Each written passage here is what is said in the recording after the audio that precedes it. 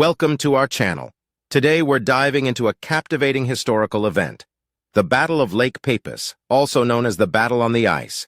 Join us as we explore the tactical brilliance of Prince Alexander Nevsky and the thrilling clash between the Teutonic Knights and the Russian forces. Let's begin. Battle on the Ice took place on April 5, 1242, between the Teutonic Knights and an alliance of Russian forces led by Prince Alexander Nevsky. The battle occurred on the frozen Lake Peipus, near the present-day border of Estonia and Russia. The Teutonic Knights were a powerful military order that sought to expand their influence into the Russian territories. They aimed to subjugate the Russian principalities and convert the Orthodox population to Catholicism. In response, a coalition of Russian forces, led by Prince Alexander Nevsky, formed to defend their lands and maintain their autonomy. Alexander Nevsky, born in 1220, was a prominent figure in medieval Russian history.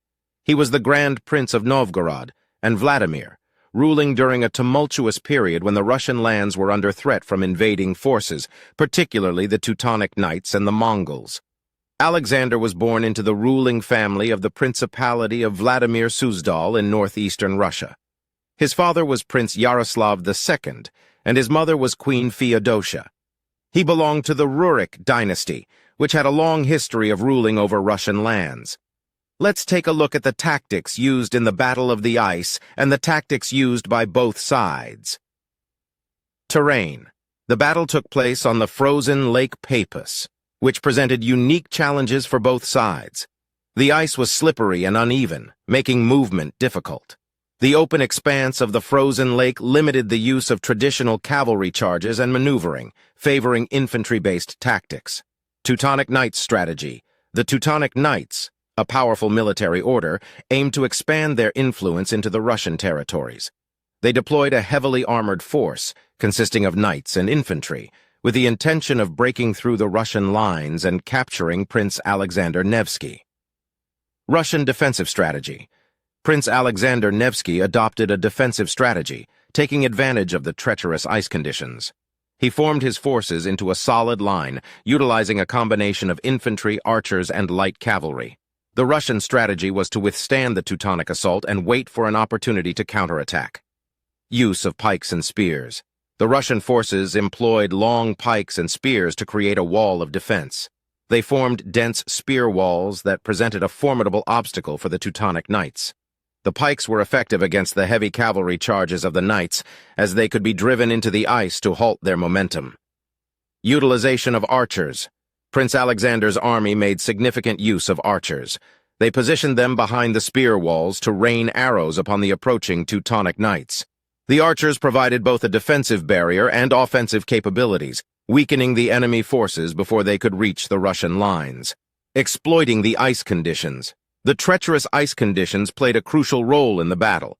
The Russian forces were familiar with the terrain and used it to their advantage. They deliberately chose a location with thin ice to hinder the Teutonic Knights' movements.